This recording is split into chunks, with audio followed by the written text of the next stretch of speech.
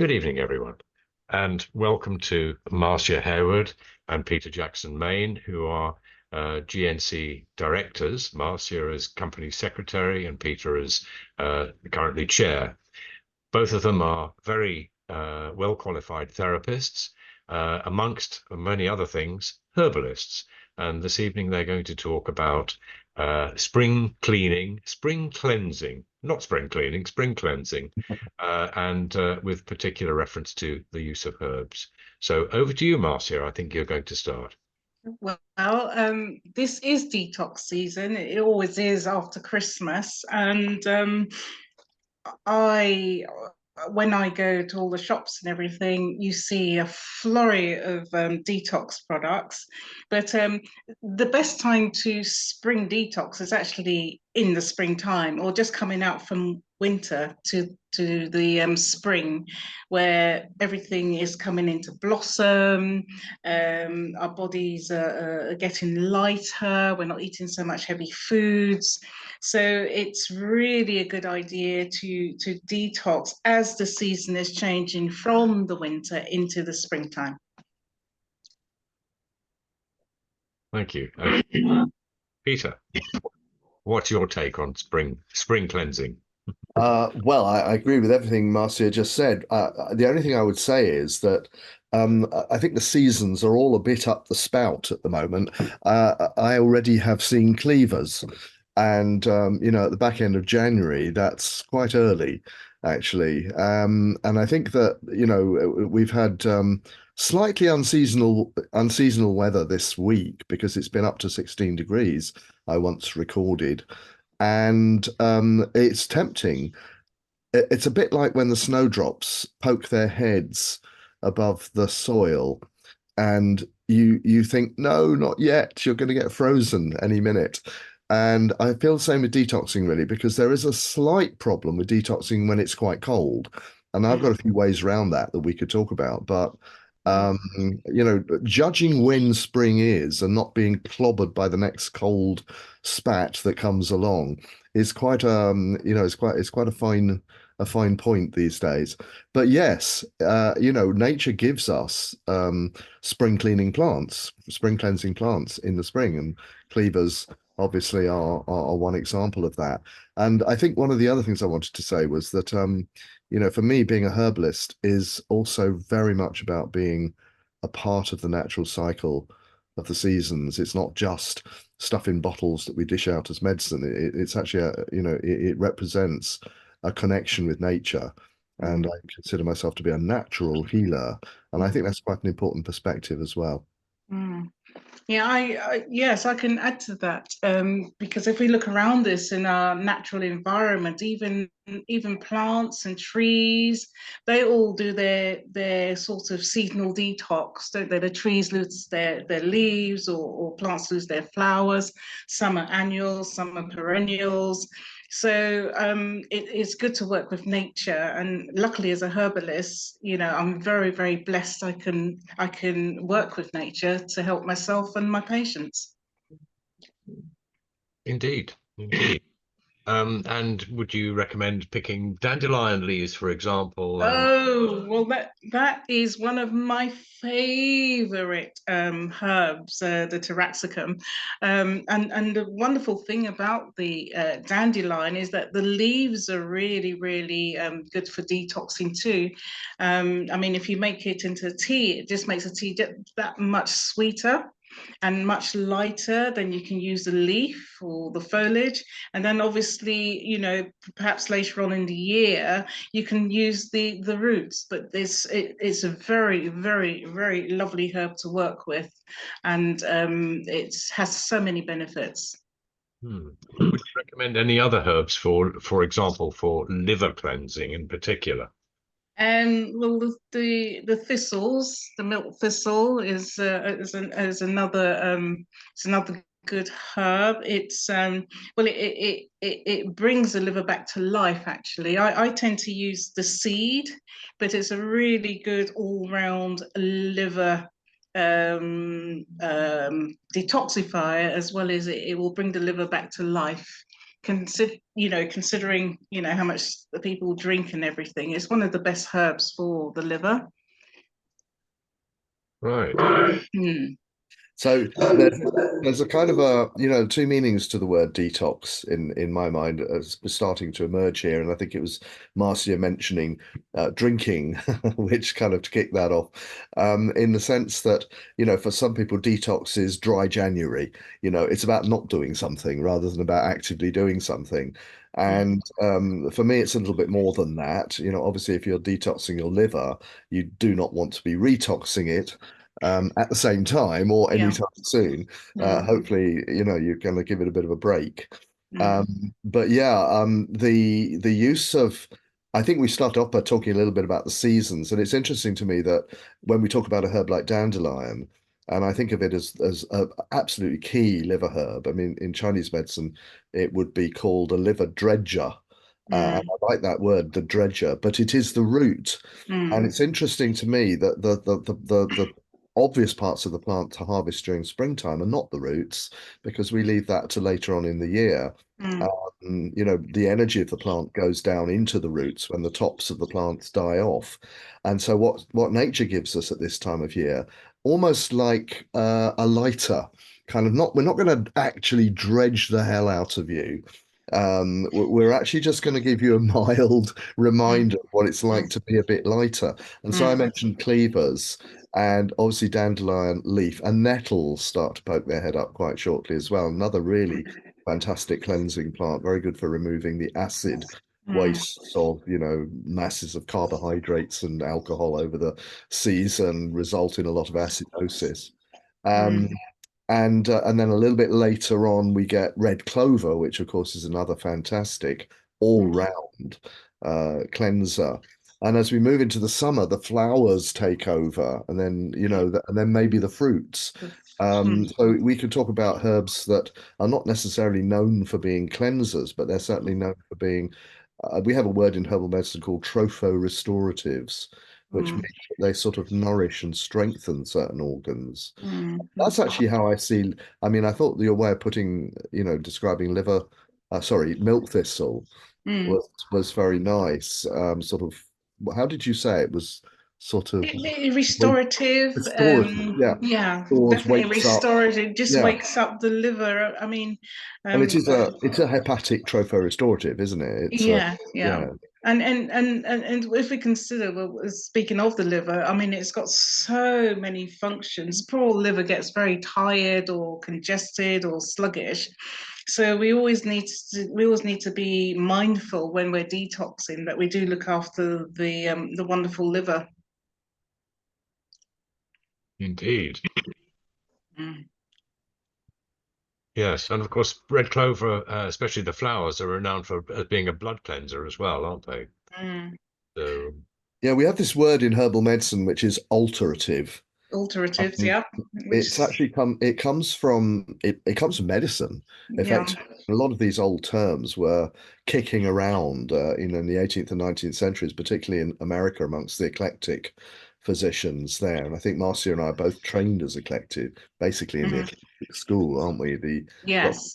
Dr. School. Christopher's, Yeah. yes, yes. And it Yeah. was a word that just in medicine meant sort of tonic, something that did something, and nobody quite sure what, but Yeah. there's all sorts of ways of describing it. But when I'm teaching the use of alterative herbs, detoxifying herbs, blood and lymph cleansers, because some of them go to the lymph as well, Yes. I'm keen to sort of try and figure out how they work as well, so students can understand. Yeah. We know how dandelion, for example, dandelion root particularly works by stimulating the hepatocytes to produce bile. It's a cholagogue, and that's one of the ways it works. So if you think about that, and one of the things that Priest, the very famous physiomedicalist herbalists, used to say about alterative herbs is that they not only cleanse, but they have what they call special nutrients as well. Yeah, They well, they kind that's of right. stimulate digestion, and they kind of tone and nourish the whole body, as well as simply cleansing it. But Yeah. if you think about the organs that are responsible for Yeah. maintaining the condition of the blood, it's the liver and the kidneys, isn't it? Absolutely. And also speaking of the herbs, they've got their like dandelion has potassium, it's got natural iron. They've got their own vitamins. Some of them have a very, very their own vitamin and minerals, which are actually easier for a human body to absorb than some of the more chemically produced, well, they are chemically produced vitamins and minerals that sold in the supermarkets, etc. So we not only look at herbs as herbs, but we look at them, for vitamins and minerals as well. Yeah, there's a great book actually. I don't know whether you know it, Marcia. It's called Nutritional Herbology.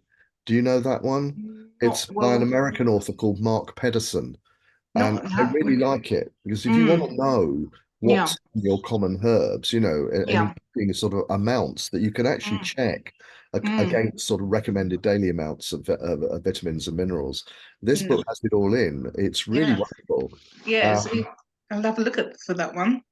and it's quite useful because I do find myself sometimes making up herbal remedies as supplements as well as to supplement specific Yes, yeah.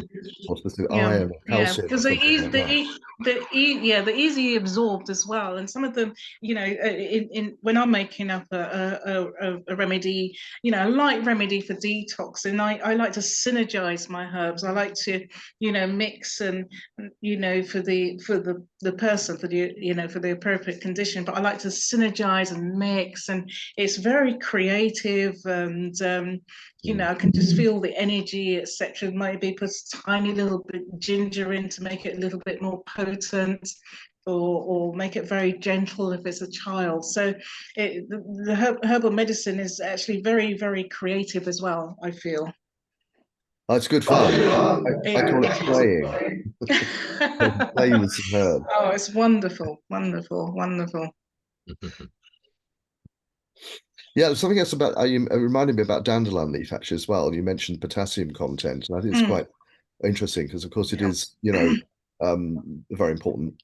The sodium potassium balance in the body For is the very heart, yeah. important. And it's of course, dandelion leaf particularly goes to the kidney and is a Yes, fantastic diuretic. it's And it wonderful. helps to Well, increase, well, the French call it PWT yeah, or pissenlit. or pissenlit.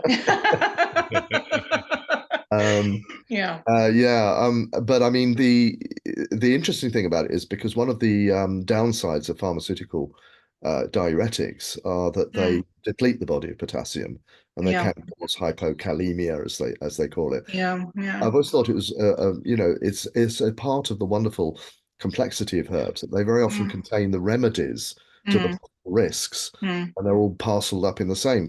So I mean, I use dandelion leaf as a direct replacement for pharmaceutical diuretics. Same Sometimes here. And the other one I might use also works very well is equistum horsetail. wholesale.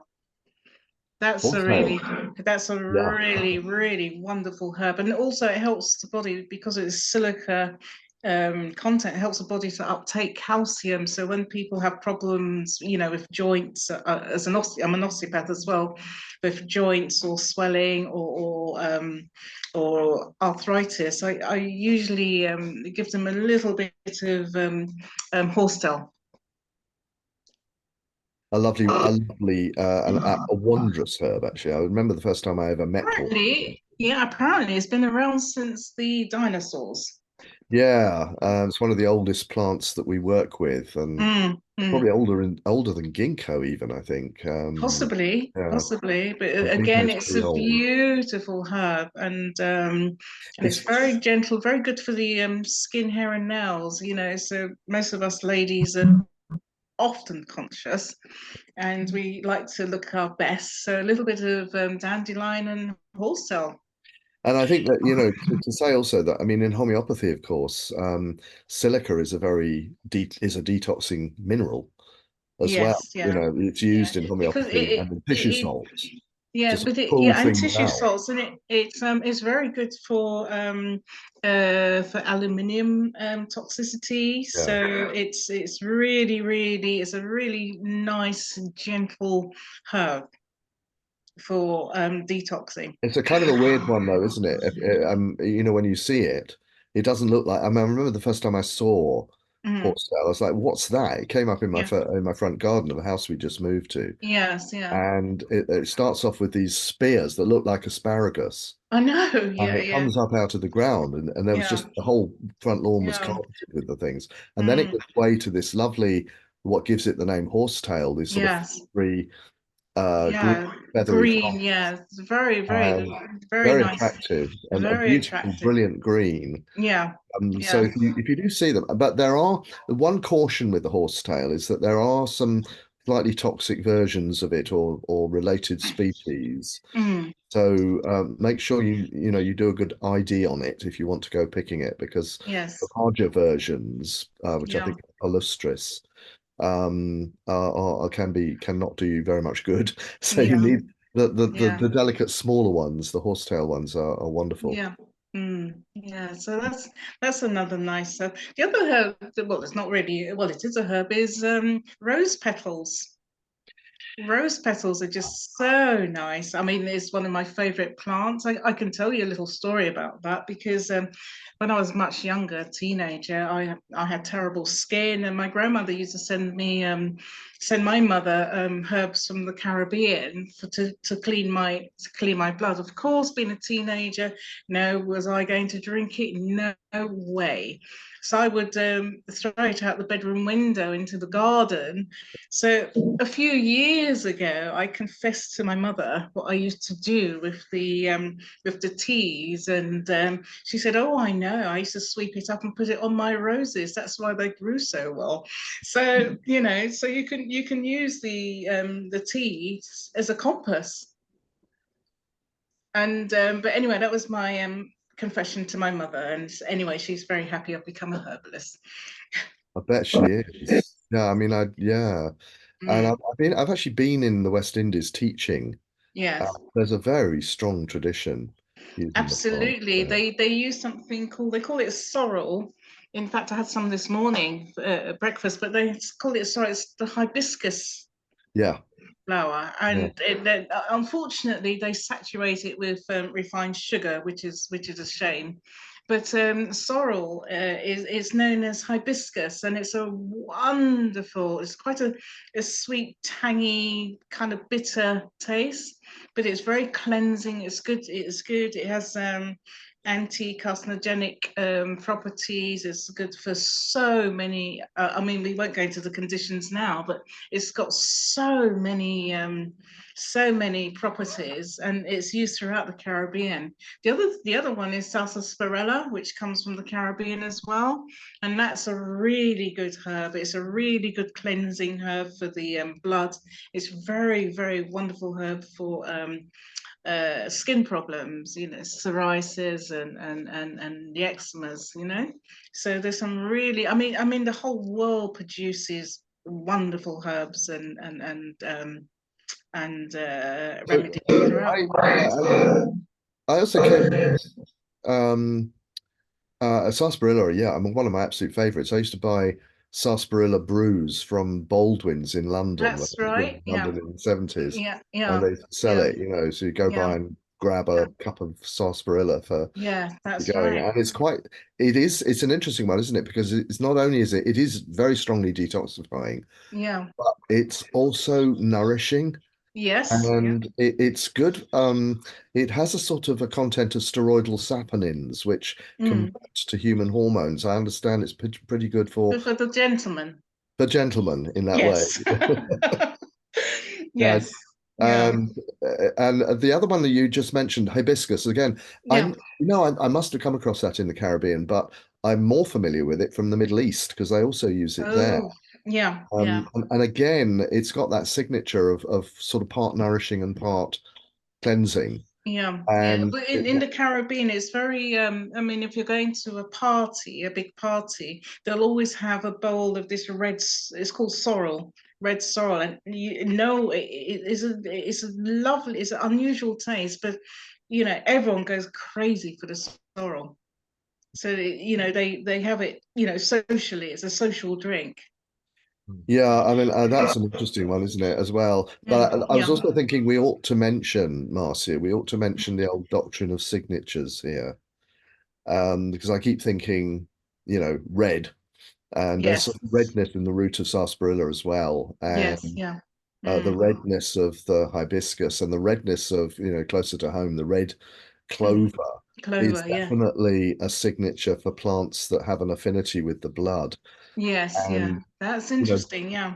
detoxifying, Yeah. I think, starts with reconditioning the blood, doesn't it? 'Cause Absolutely. blood takes Absolutely. away the waste products and it feeds in Yeah.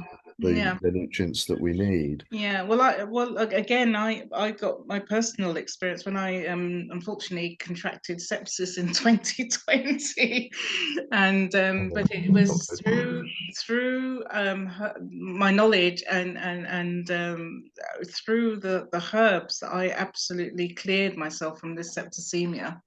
It took 90 days, but apart from being a bit weak when I was cured, but no, it was a wonderful, wonderful experience. Well, not a wonderful experience having the sepsis, but to see how the herbs and felt how the herbs actually worked.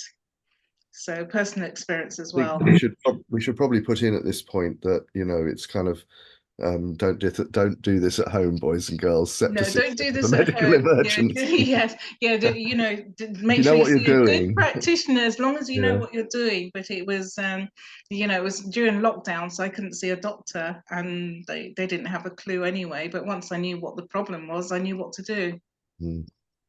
Yeah, So this is it, isn't it? It's knowing the plants and yeah, recognizing their signatures yeah, uh, and actually having the sort of gumption to go out and get what you need. yes, yeah, yeah, Another one I yeah. feel like mentioning in this context that comes up Mm. in the spring is yarrow, Oh, um, I love because yarrow. Actually, oh yeah, it's again it's an alterative, the blood yes, cleansing, but it's also diuretic and it's diaphoretic, yeah, and we should put in the picture that part of the of detoxing is can be done very yeah, effectively through the skin. Uh, yes, Again, the Chinese call it releasing the exterior, yeah, sort of just yeah, letting stuff out, yeah, through the pores. And I think yeah. that's also another really, because it's really good to use for, obviously, it has so-called antiviral properties as well. Mm, Great mm, way to, mm. to sort of detoxify yourself if you're actually sick, if you get a Yeah, virus, you get a cold or yeah, the yeah. It's flu. all yeah. It's one of those that you have to be careful with the arrow though. If you have a patient who's on blood thinners because it does thin the blood. So so it's you have to be very very careful and make sure that you have the full case history. You know what your patients are taking medically as well. A good herb for taking blood pressure, though, Mm. yarrow. I think the old physiomedical herbalists would call it an eliminative vasotonic. And I Vasotonic, know yes, that, because yes, it does. Yeah. and I know that Another one that's really good for the blood pressure it's a European herb. It's the mistletoe leaf, Viscum album. Yeah, not the berries. They I are tell you what, I know, not the berries, please, but a couple of weeks ago, I actually went out in the only patch of decent frost that we've had. I had to record a YouTube video of Christmas herbs, and I've got a location just around the corner from me where Mm. holly, ivy, and mistletoe are all found within a very short walk of Wow. each other. And we Yeah. went out and we actually found mistletoe, and we talked about that one. It's a Mm. fascinating herb, mistletoe, because of course it has another one of those herbs that has sort of significant anti-cancer properties as Well, well. we know that. Well, I know there is actually. I was reading somewhere quite. I think it was last year, and I was actually reading a medical article about a herb called Taraxa something something, and I realized it was a dandelion, and a breast cancer drug has been created from dandelion leaf, dandelion, and mistletoe. Well, that's I didn't know that. I'd love to. Yeah, they're doing there are lots of trials on. There's going to be lots of trials on mistletoe and dandelion as anti-cancers. Because I did catch a while back that there had been some in vitro work, you know, petri Mm. dish work Yeah. with dandelion leaf and cancer cells. Yes, that's Thought was really right. interesting. That they're developing a drug, and another. This is probably there's another Chinese herb that has been raved for anti-cancer is the Chinese skullcap. The Asian skullcap, the Vicalensis. Yes, Yeah, yeah, yeah. yeah. So, I think one of the things that occurs to me more and more these days, that the more you look at individual herbs, the more you realize exactly what these things can do. yeah, They're hmm incredible, the intelligence that's contained within plants, yeah, extraordinary. mm, And no herbalist ever really needs to be worried about, like for example, that scenario that we all have from time to time when we run out of something. no, because There's this that's the there's beauty of herbal medicine is that they they've got individual properties, but they've got some of them got similar properties, and you can synergize. And if you run out of something, there's always something in your dispensary that you can put, using instead.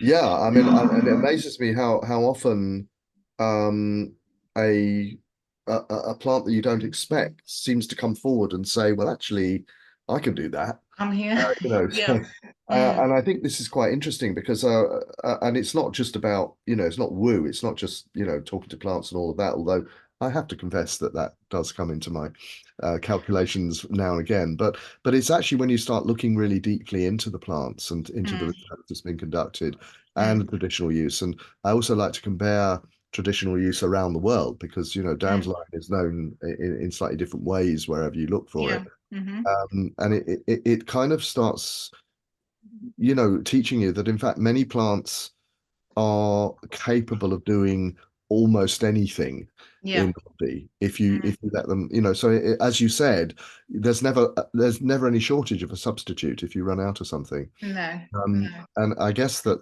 what you get from years in practice that we don't have Yeah. is that sort of confidence Mm, that, you yeah. know, the right herb, if it can't be found, the right herb, Yeah. it doesn't Yeah. exist, you know, but Yeah. the right herb, the herb that Yeah. you will need will be there for you. And Yeah. again, I think that sort of translates to getting out into nature and finding, you know, seeing what's there Yeah. uh, Yeah. and making use of that, which I think is Yeah. a really. Yeah. I was going to go back to yarrow in that context as Yeah. well, because you know, it's a herb that is. I remember Matthew Wood talks about it as a circulatory equalizer. I Yeah. found that quite interesting. So, for example, it's an astringent; it'll stop bleeding, but Yeah. likewise, it will promote the flow of blood into, because, as you said, it's a blood thinner. It Yeah. promotes the flow of blood into the micro capillaries, into the Yeah. microvasculature, in Yeah. order to sort of Yeah. rejuvenate and Mm, renovate mm, mm. the essential Yeah. tissues, which Yeah. And as we're discussing, we realize that the herbs has got so many properties. And again, yarrow is a wonderful for fever. yeah. For fever. They've got so many properties in one herb. I mean, this is nature's medicine sitting on our doorstep.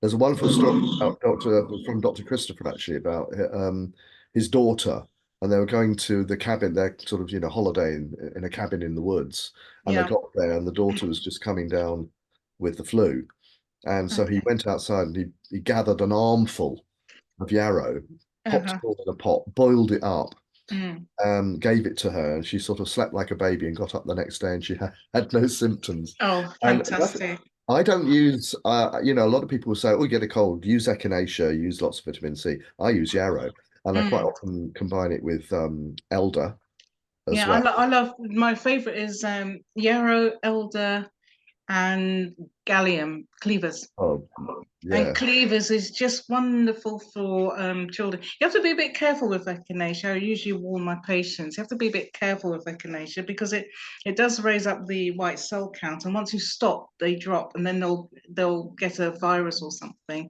So you need to. I don't use it as much as I do cleavers. Well, the obvious to that, I guess, and talking about echinacea, we should really, if we're talking about detoxing, we should really mention this herb. Yeah. So, I mean, everybody knows it as a cold and flu cure or Mm. an immune booster, which Yeah. it is. Yeah. But it's actually in traditional Western herbal medicine, it is a lymphatic alterative. Yes. How it's Yeah. described, a cooling alterative. Yeah. And that was the original use of it through the Hmm. eclectic tradition in America. It was the Yeah. eclectic who basically discovered its use. They didn't discover its use. They nicked it off the Indians, of course, but Yeah. but Yeah. they were the ones who sort of brought it into focus. It was Professor King himself, I believe, Yeah. Yeah. and gained this reputation as it is a global superstar. There's Oh no gosh, yeah, because Vogel, the Swiss herbalist, I totally. mean, they made it absolutely so popular in Europe. And he started growing it, didn't he? Because he Yeah. imported a Yeah. strain from America, started growing it in Yeah. Holland, The coneflower, and yeah. Mm. and the plants that go into Fogel echinacea to this day Yeah. are the direct descendants of that original strain that Okay. we brought in. Yeah. It's That's very interesting. interesting. Yeah. And really good But, stuff because mm, usually people talk about using the root of echinacea, but actually he uses the tops. He uses the the flowers. edible parts, Yeah. Mm, which mm, and when I mm, first started using it, I never used it until mm. I went up to work in a clinic in the north of England, good old Yeah. Abbott Lee, Yeah. and they did their own echinacea extract there because we made all our own extracts in Mm, that practice, but they yeah. also had a number of off-the-shelf things, and one Yeah. of them was Vogel's echinacea or echinoforce, Yes, and echinacea. I started using it particularly for elderly clients in the winter Yeah. to protect them from getting ill during the winter. It was very Mm. effective. And I was just Very. amazed at how Mm. a 1 in 5, which is a relatively mild, extraction, could work at 15 drops 3 times a day. Yeah. Mm. And I would not do it, as you say, not doing it constantly, but just doing like a week on, a week off was a Yeah. Yeah, strategy. just to gently build the Yeah. immune system. But as you say, it's a wonderful lymphatic cleanser as well, and as is cleavers. Yeah, absolutely. I mean, Yeah. Cleavers is again quite. I find Cleavers quite. What's the word? Deceptive. Because Yeah. I was actually talking to a student the other day, actually, just I was yesterday, I think, actually, and she said that she was surprised by Cleavers Mm, mm. because she made a nice smoothie out of it, and I thought, uh-oh, I know what's going to happen here. She made a nice smoothie. She put it in with, I don't know, a few nettle leaves and some apple juice and some lemon juice and some ginger, and made herself a nice cleansing detox smoothie Smoothie, yeah, in the yeah. morning. And then Mm. she said it was all right at first, but come the afternoon, I had to spend rather a long time in the toilet. Well, that's a detox That's in all. It itself. is a detox. It's a purge. That's But what we call detox. I mean, my take on detox is cleansing. It gets rid of things that are not good for you. As well as revitalize, a detox is to get rid of. yeah, Elimination. elimination. Yeah, Yes. sure. I mean, it is. Yeah. This is what it's all about, isn't it? Yeah. It's about Yeah. activating the channels Yeah. of Yeah. elimination, the Yeah. emunctory organs, so Yeah. called. Yeah. It's about opening up Yes. the Yeah. exit channels and making sure that they work properly, and the Yeah. filtering organs like the liver and the kidneys, also the lymph Yeah. nodes. Yeah. Echinacea, of course, does work particularly on promoting phagocytosis, which is Mm. the sort of large white blood cells that gobble up all the rubbish in Yeah. the Mm. bloodstream. So Yeah. that Yeah. point of view. I mean, Kerry Yeah. Bone and echinacea, I don't know whether you've ever looked into what he says about it, because I mean, Mm. he overcomes the problem that you described, which was when, you stop taking it after taking it a long time, your cell count drops. And That's right. he just basically doesn't stop taking it. He's- Yeah. and if you've ever tasted MediHerb 2-in-1 Oh. echinacea tincture, it's Uh, almost unpalatable. oh wow. It's so strong. Yeah. And he does like 10 mils of that 3 times a day or something. Wow. Yeah. And it's almost like he uses it almost as an adaptogen, but he Yeah. absolutely swears by it. And I have to Mm. say, for Yeah. for an 80-plus-year-old man, he certainly is a good he's He's He's doing a it well. good advert My for it. He's a as good advert for it. yeah. Well, as I said, my grandmother was a herbalist, and she decided that she was going to go to heaven when she was 100 years old. So yeah, I've got a long way to go. Yeah, I don't even want to think about that, right? Oh, yeah, but she I was might be as a bit fit. closer than you, Marcia. she was as fit as a fiddle until the day she decided she wasn't going to get up.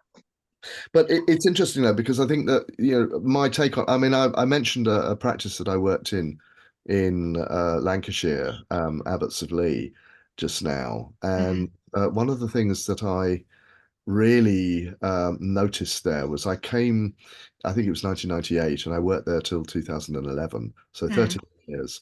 And I used to commute, I mean, I live in Cambridge, and I mm, always meant to move up to Manchester, but never did. And so I was driving up there at about 4 o'clock in the morning, getting there, maybe having half an hour's kip in the car, starting work at 8:30 and finishing at 5-ish. And mm. in that time, I was seeing anywhere between 30 and 40 patients. It was very, very high Very high. intensity. That was what was expected there. That was the whole sort of ethos of the clinic. So Mm, basically, I walked into a practice that was already running with a clientele that had been basically surviving on formulae that he last wrote for him just before he died, which was 15 years ago. So they were collecting their prescriptions still when I went there. And when they wow. found out there was a herbalist in Abbots, they all said, "Oh, that's cool. We'll all come." So the first day I went there, I got 26 patients. Wow. It's unthinkable in sort of Wow. London terms. You would only do about 6 a day, and that would be pushing it. Yeah, yeah, yeah. But That's one of the amazing. things that characterized it, but because of the length of time that he died at the age of 93, I think in the 80s or something, Hmm. and um, and he'd been running that practice since 1910. So a lot of the patients that I was seeing were in their 70s, 80s, Hmm. 90s, one over 100, Wow. and they were all super healthy and super fit Mm, because he had been promoting not only herbal medicine, but mm, also natural healing and mm, veganism, mm. veganism in In, Lancashire in in the those days. 1920s. Amazing. And it was an Amazing. amazing sample of people to be working with. I learned a hell of Mm, a lot, actually, yeah, about what a lifetime of taking herbs yeah, as primary medical choice yes. can Yeah. do. And preventative and nutritive as well, just for good nutrition. Yeah. Yeah. Indeed. And the difference between medicinal herbs and food is actually there's a very fuzzy border, isn't there? I mean, you mentioned sorrel, for example. Sorrel is a foodstuff very popular in France, and I grow it myself. It's beginning to shoot up. Yeah. The Hmm. frost won't come, but that's a Mm, nice bitter herb. mm, Rocket is another nice bitter herb. hmm. Dandelion, as you say, all these sort of things are Hmm. foodstuffs as well as medicinal. Well, yeah. So when we think about the very, very, very popular garlic Mm, as a herb, I mean, it's a wonderful detoxifier, but it's also wonderful antibacterial. yes.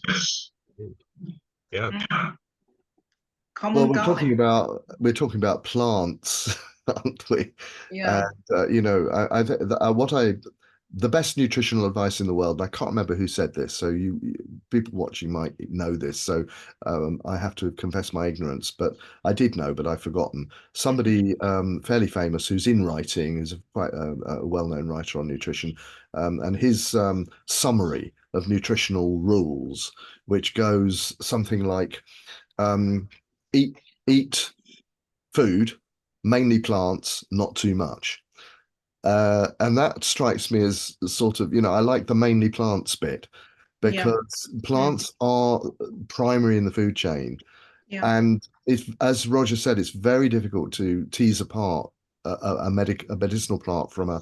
And this is the sort of theme of this evening, what we're talking about, actually, because we started off by saying that plants had sort of nutritive qualities as well as curative qualities, and this really is a major theme. And the word alterative itself, which is a mm, word that is used to describe plants that help to detoxify. And if you mm. look into it, you find that they also nourish and tone. Yeah. Plants like dandelion and burdock have a Mm. content Yeah. of natural sugars, for Yeah. example, which Yeah. are sustaining, and they help to balance blood sugar That's actually right. as Indeed. well. Indeed. And Yeah. if you're, and by the way, if you're cleansing and especially fasting, Yeah. balancing blood sugar is quite a good thing to be doing. If Yeah. you Yeah. can sort of, one of the things that have killed many a fast is, The excessive fuck, cravings, especially for carbohydrates. I forgot. Um, Yeah. Yeah. do you Mm. know, did you ever come across uh, the sort of eclectic alterative formulae? Things like many of them associated with cancer, like the Hoxsey and the Eli Jones red clover Mm. Yeah. composition. And Yeah. then there was one. Is it Isiac? Yes, yeah. Yeah. Isiac. That's a famous one, isn't it? Mhm. Mhm. That's a famous turkey Which root contains burdock. thing sheep sorrel. Sheep That's right. sorrel, Yeah. burdock, yep, Flipping I think. Artimaco, yep, yeah, yeah. There's a really nice one that actually my own main teacher, Dr. Schultz, uh, Mm, came up with, and he called it the 17 herb detox tea. Uh, mm, we make it up in large quantities and ship it all over the place, and I probably still can't even remember all of the 17 herbs without having to sit and think. yeah, But he sort of named it after, it was sort of a take on the 17 herb moo tea, which is a Chinese staple. But the nice thing about it is that it is an aid to detox, and we do it particularly to follow the liver flush routine, where mm. do you know the liver flush with the garlic and the lemon juice and the ginger? I, I do mine slightly different because I make up a liver detox tonic for my patients, and in fact I did it primarily for a patient who because sometimes part of liver detox or the traditional ones you have to fast a little bit. And I made this up for a patient who was diabetic, so she couldn't do the fast. But anyway, she was going to have surgery to remove her gallbladder, and she was absolutely terrified. And so I made it up. I did the research, made it all up for her, and it's going strong. And she's still got a gallbladder, by the way. Oh, that's yeah, impressive. But Mm, the reason for mentioning it was because often when you are like as your story really illustrated, I think when you are detoxing mm, and you lightening up the diet a little bit, you're not eating so many of the heavy mm, rich foods that yeah, maybe clog you up. mm, You can get quite, if you have blood sugar tendency towards blood sugar swings, it yeah, can be quite difficult to do. And if you're yeah, diabetic, as you said, it's almost yeah, contraindicated. But yeah. the nice thing about the detox tea formula that I was talking about, Mm, and it's quite a discovery actually, and I'll tell you something else about it in a minute, is that it's based on things like dandelion root, dock root, burdock root. It's got the red clover, it's got nettle, it's got, but it's also got cinnamon, clove, ginger, yes, licorice, and cinnamon, wonderful. they sort of keep the metabolism Yes, yeah, boosted so that you mm, don't lose. And of course, some of those herbs also, as I said, they have the natural sugars in the yeah. root that keep blood sugar, almost Balance. stabilized. Yeah. And this is Mhm. a really important. And so if you're doing a liver flush, if you do one Mm, of the things that I do, which is a kind of a yeah. smoothie first thing, Yeah. then you Mm, start drinking detox tea for the next yeah. 2 hours, basically. Yeah. You don't Yeah. feel hungry. No. No. You can eat after a couple of hours, Mm, but mm, it really does keep the hunger pangs at bay. And yeah. I always feel super light and energetic when I'm doing that regime. Oh, well, I did mine before Christmas, and I mean, I was bouncing off the walls. I had so much energy afterwards. Not that I don't have any energy to start with, but I just felt amazing, and I do it routinely about once or twice a year. Yeah. This is the other thing I think that we probably ought to put in the mix about detoxing. Mm. That is, as I always say to my patients and my students, detoxing is for life, not just for Christmas. That's Mm. exactly. And it's Absolutely. something that, I learned. I was very fortunate because Mm, I was introduced to to Dr. Christopher's work actually, and to the whole sort of thing that both of us are now involved in. When I was 22 years old, I Mm, came out of university in a terrible state, having spent 3 years burning the candle at both ends, drinking far too much coffee, and maybe doing a few other things that were not too healthy for me at the time.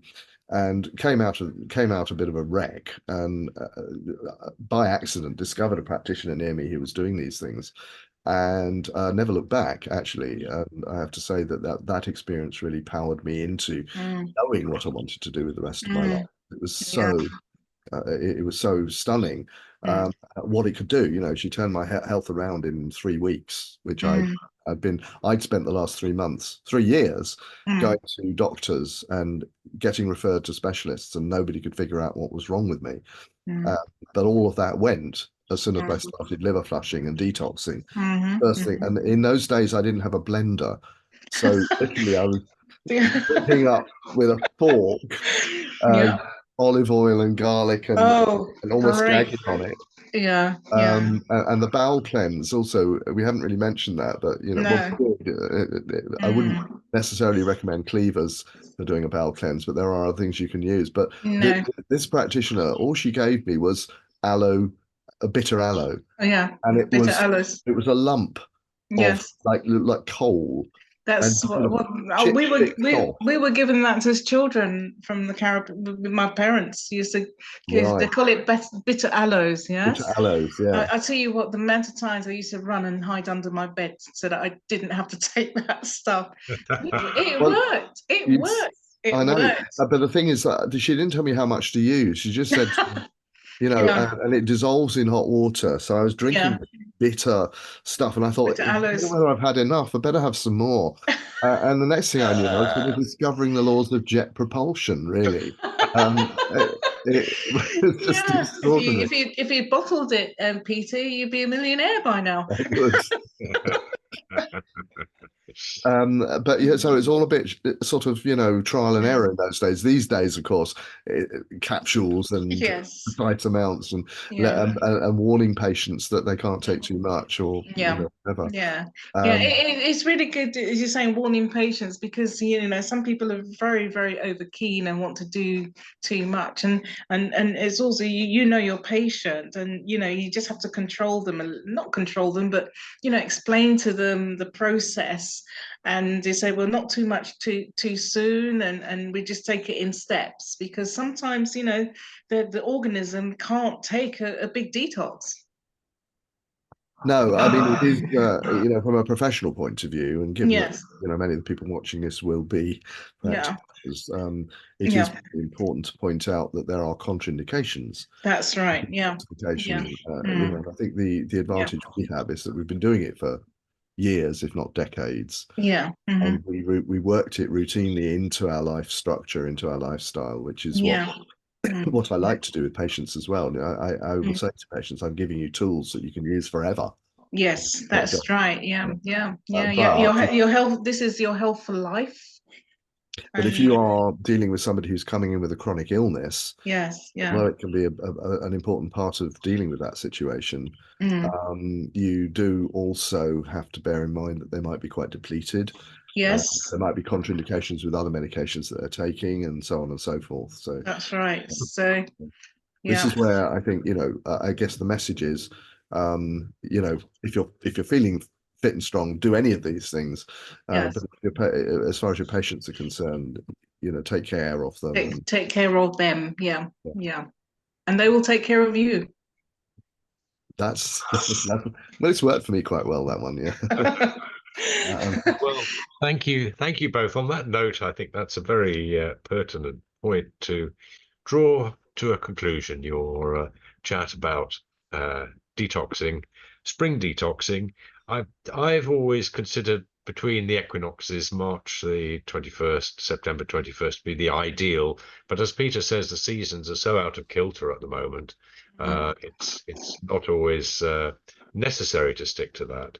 Hmm. You've covered quite a lot of ground in mentioning that herbs are soft acting compared to many of the prescription medicines, so they have a much more balancing effect. And the connection between spring foods, bitter foods coming up.